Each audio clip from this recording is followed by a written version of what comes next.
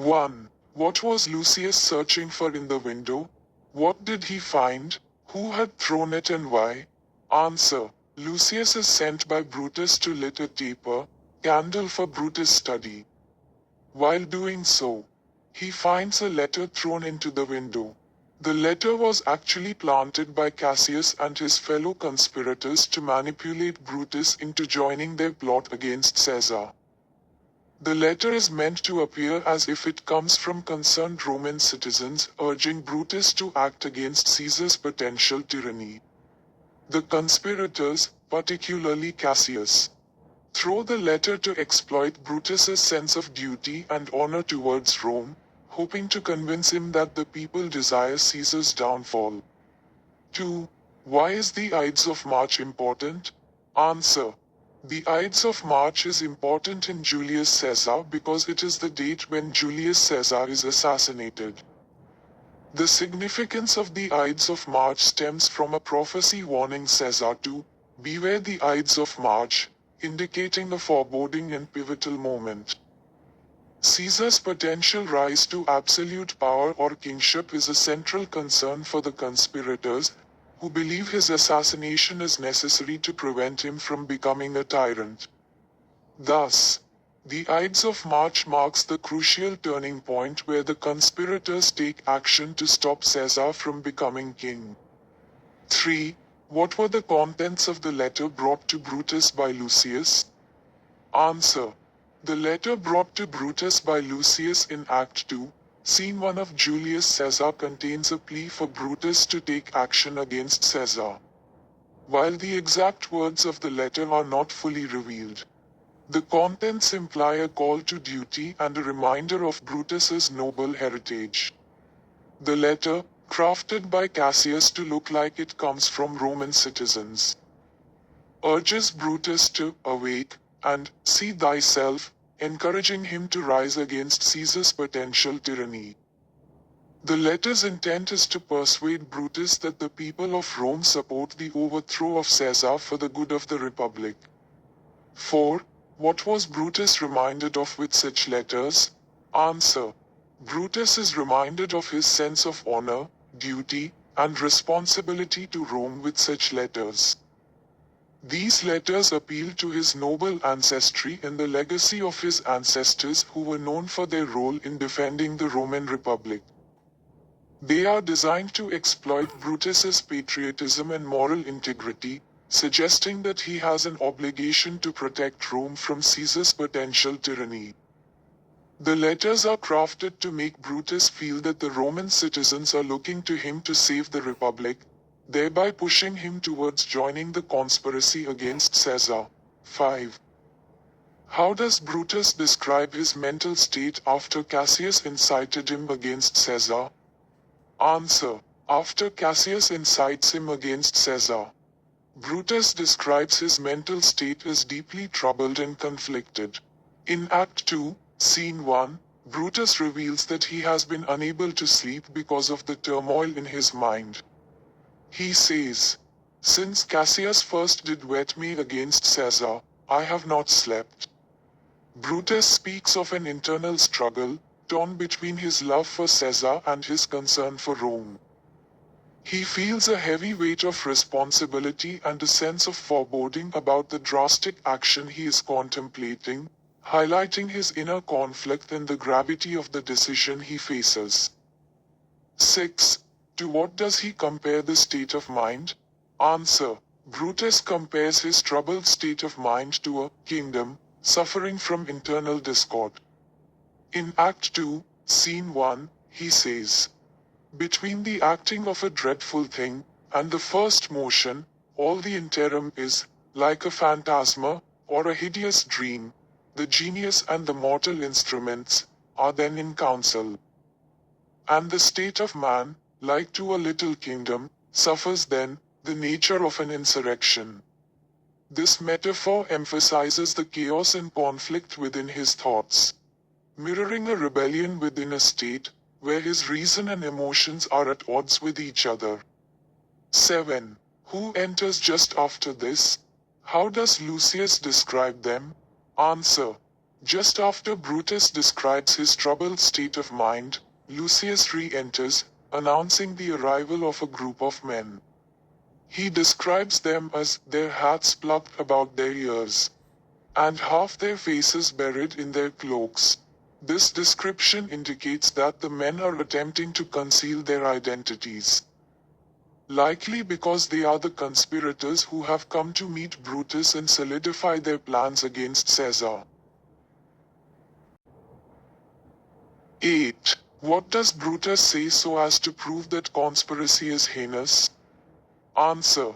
Brutus speaks about the nature of conspiracy and its heinousness in Act 2, Scene 1.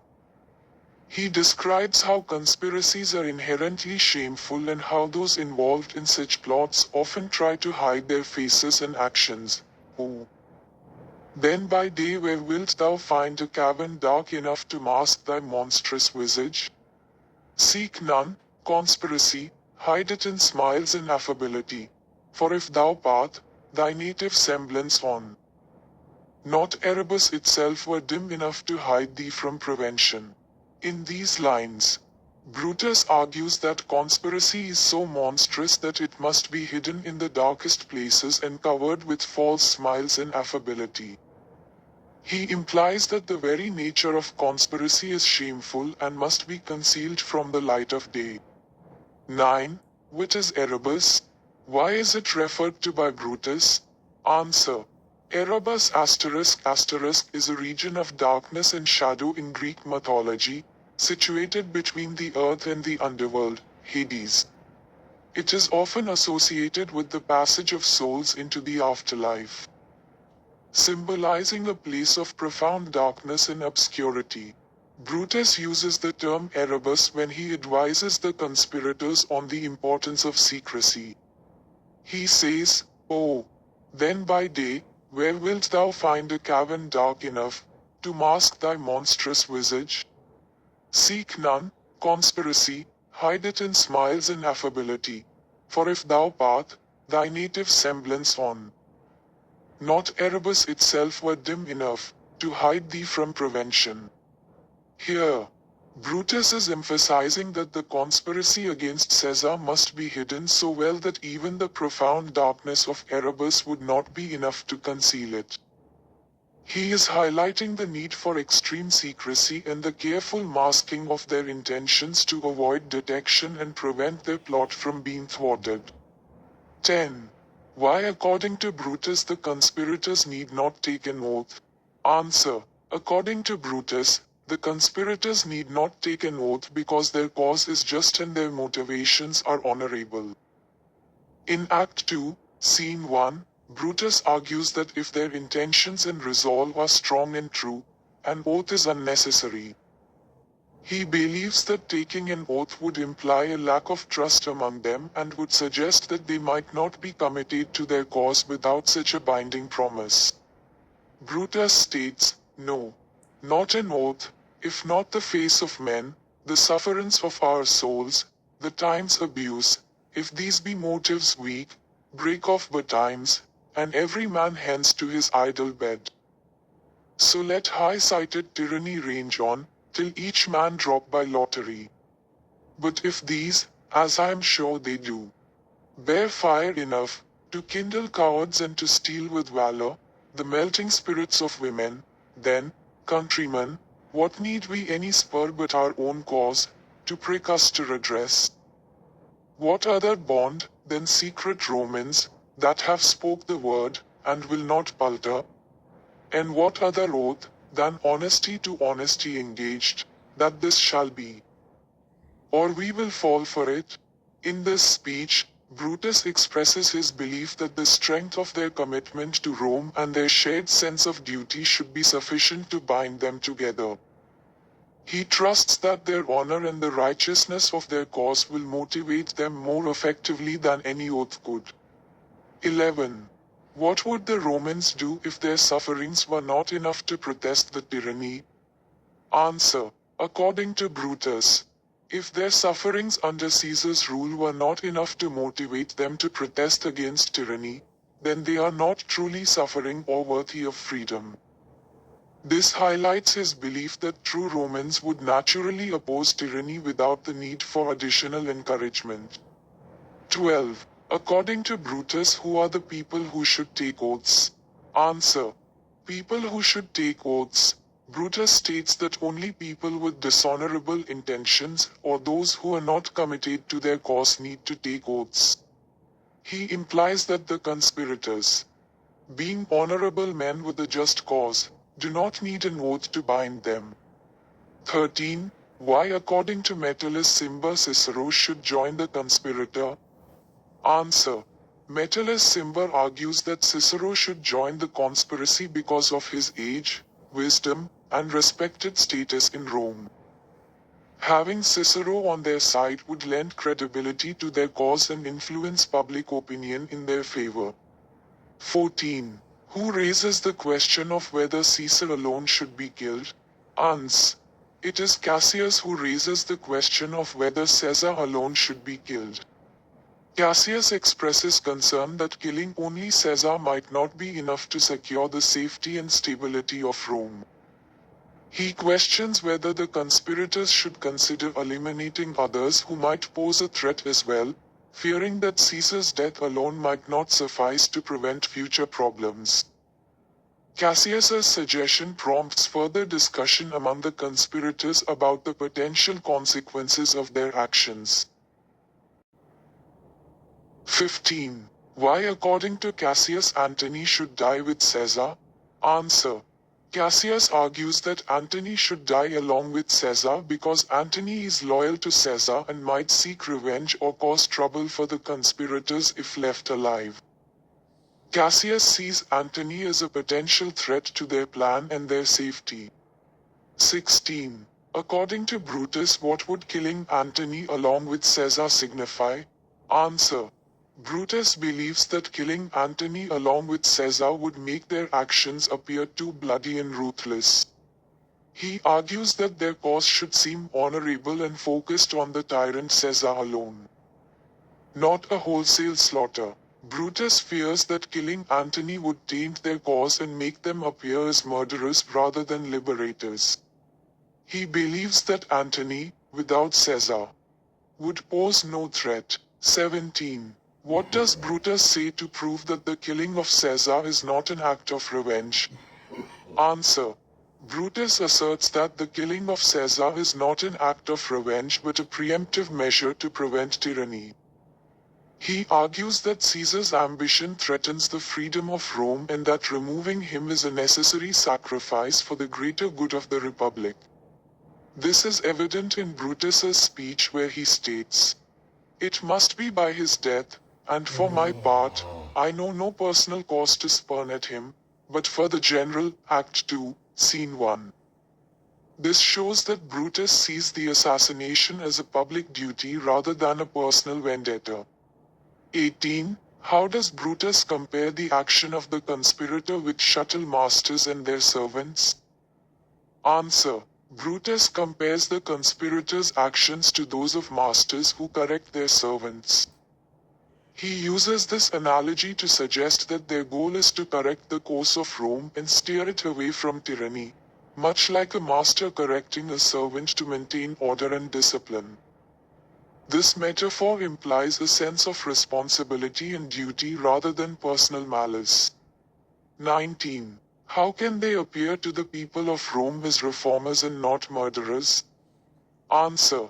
Brutus believes that by acting with restraint and focusing solely on Caesar, the conspirators can present themselves as reformers who are acting in the best interest of Rome. He advises against killing Antony or anyone else, arguing that they should appear as sacrifices, not butchers. By showing that their actions are driven by a love for Rome and a desire to protect the Republic, they hope to gain the support and approval of the Roman people. Brutus emphasizes the need to act in a dignified and honorable manner to maintain the appearance of justice and righteousness.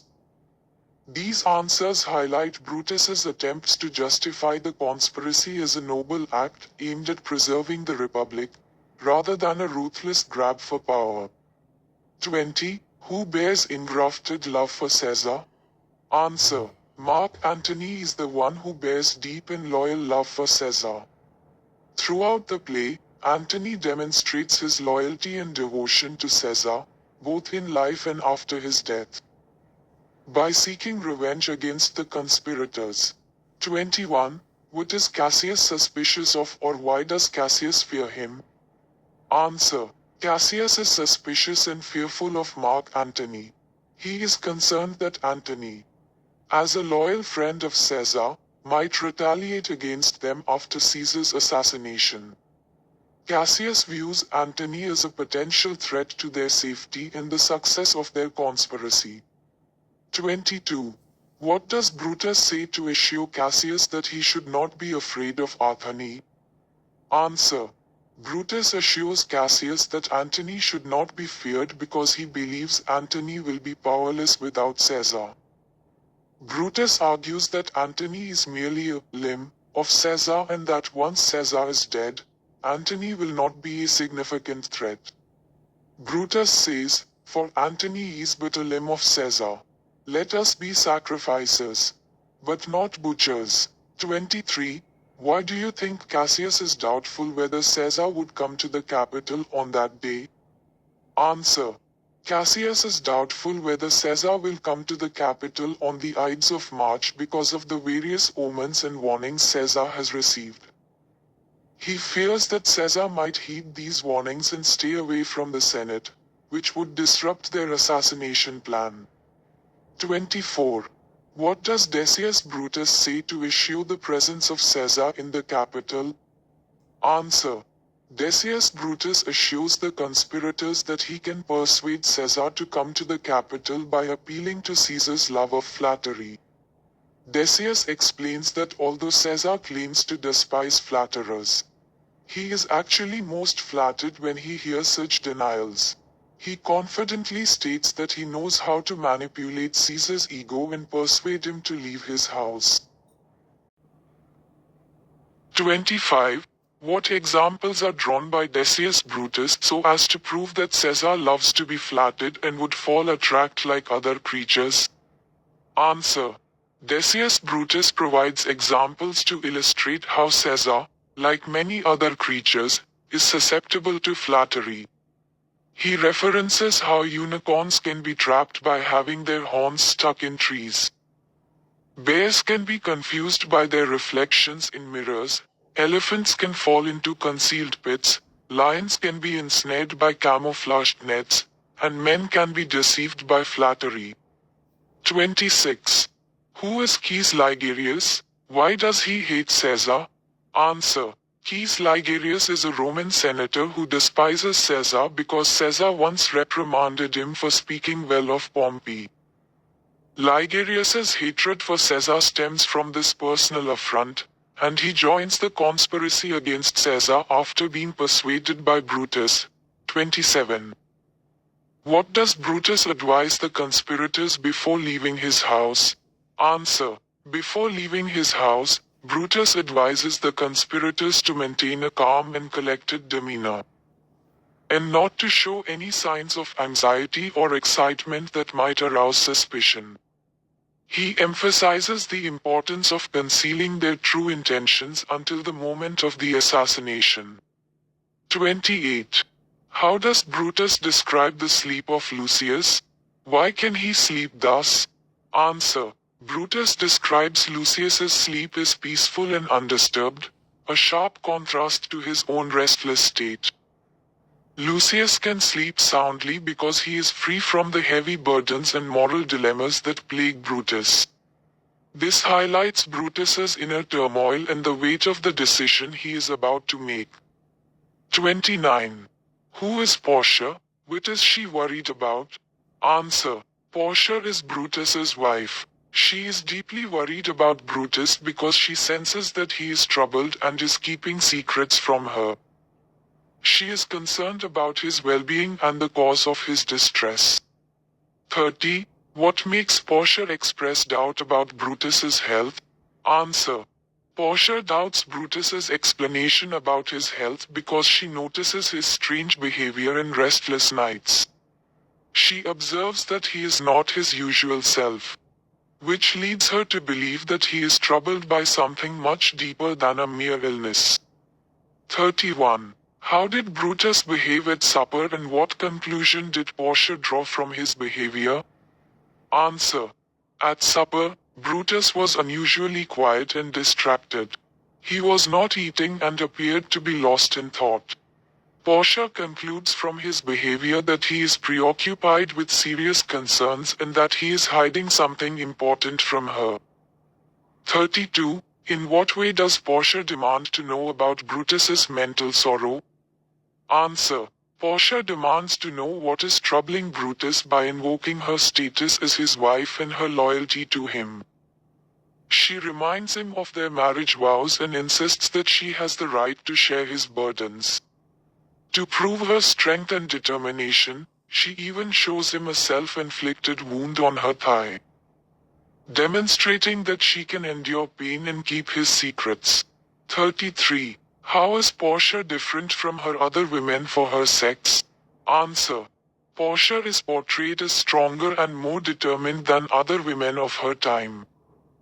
She insists on being treated as an equal partner in her marriage to Brutus and demands to be included in his struggles. Her self-inflicted wound serves as a testament to her bravery and resolve, distinguishing her from the traditional, more passive roles assigned to women in her society. 34. How has Portia shown her power of endurance? Answer. Portia demonstrates her power of endurance by inflicting a self-wound on her thigh to prove her strength and ability to bear pain.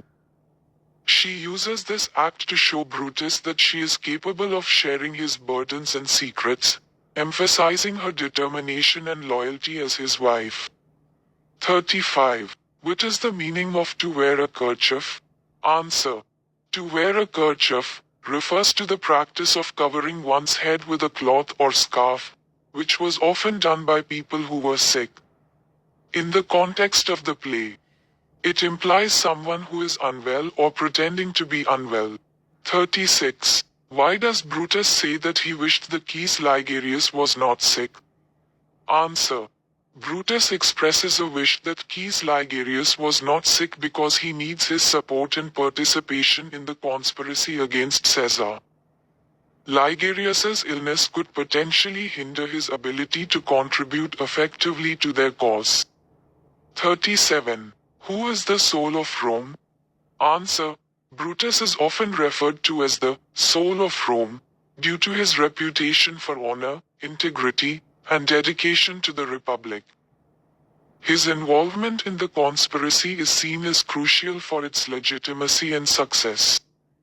38. Why has Caius Ligarius compared Brutus to an exorcist? Answer. Caius Ligarius compares Brutus to an exorcist because Brutus has conjured, or called upon him to join the conspiracy, lifting his spirit and giving him a sense of purpose despite his illness. Ligarius likens Brutus's influence to that of an exorcist who drives out evil spirits, suggesting that Brutus has banished his lethargy and renewed his vigor. 39. What does Brutus mean by this line, a piece of work that will make sick men whole? Answer. When Brutus says, a piece of work that will make sick men whole, he means that the conspiracy against Caesar is a noble cause that will heal Rome by removing the source of its sickness, Caesar's tyranny. This statement implies that their actions, although violent, are aimed at restoring the health of the Republic. 40. How do you know that Caius Ligarius is a blind follower of Brutus? Answer. Caius Ligarius shows blind loyalty to Brutus when he immediately agrees to join the conspiracy without knowing the details, solely based on his trust and admiration for Brutus. He says, "Set on your foot, and with a heart new fired I follow you, to do I know not what. But it sufficeth, that Brutus leads me on." This demonstrates his unquestioning allegiance to Brutus's leadership and judgment.